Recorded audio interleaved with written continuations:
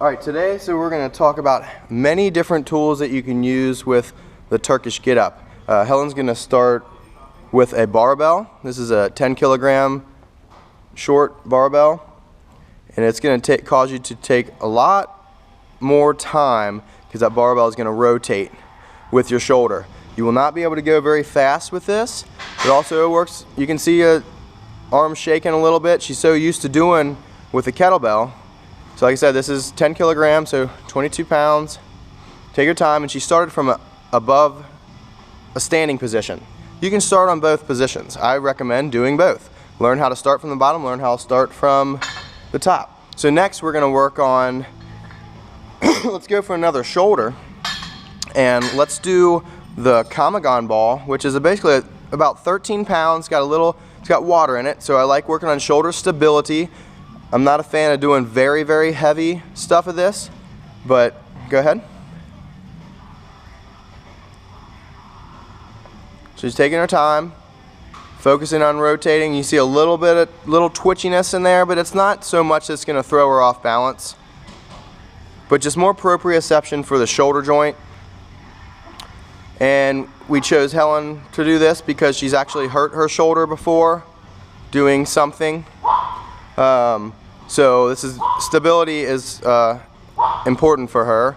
So now we're going to move on, and another way to do it, if you do have shoulder issues, say overhead shoulder issues, we can start keeping things close, the weights close to the shoulder and neck area. So now she has a heavier sandbag. I believe this is a Josh Hankins sandbag. So there's a lot of different handles you can use. She's balanced this on the shoulder, keeps it tight to the center of the body, forward more to the chest. This is a good one for people that are trying to go a lot heavier weights. You could use a Bulgarian bag for this as well. Now the next one we're going to do is use a hyperwear sand bell or a medicine ball, but I really like the sand bells. Bruce apparently likes them as well. So she's going to kick that right leg back, going to lean laterally. She's going to pivot, make a bridge, and kick the lower leg out and lower down using her arm. Just try to keep your right leg down to the ground if you can. Lift the hips up. Oh, there you go. Lift the hips up. Lean over. Get into the lunge real good. So there's with the sand bell. It's basically a neoprene bag. It seems like wetsuit material. And that's a 15-pound bag. They make them all, I mean, 100 pounds. They make them super heavy, but all the way from 1 pound up. These are awesome. They conform to you. I like using those for a lot of different things. So now I'm going to hop in and do a couple more unconventional but more grip related. So we're going to first start off doing a 15-pound steel club. Okay, I'm going to start from the bottom just to show you a little bit of the difference. So now what I'm going to do is I'm going to lock this out this way. So it's 15 pounds.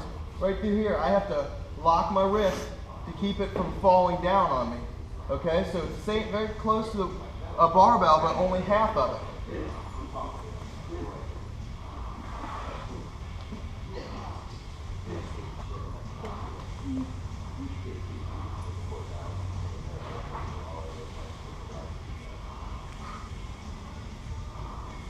So there is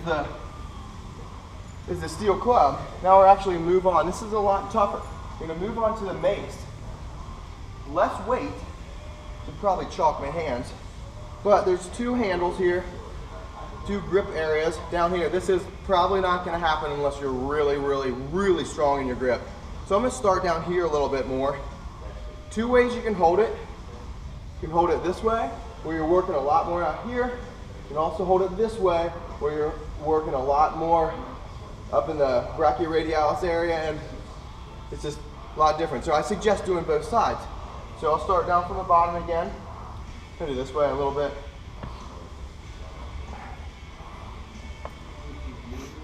So it would help if I had some chalk.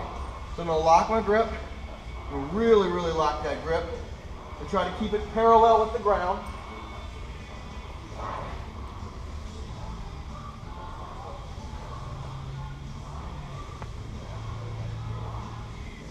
There's the rotation.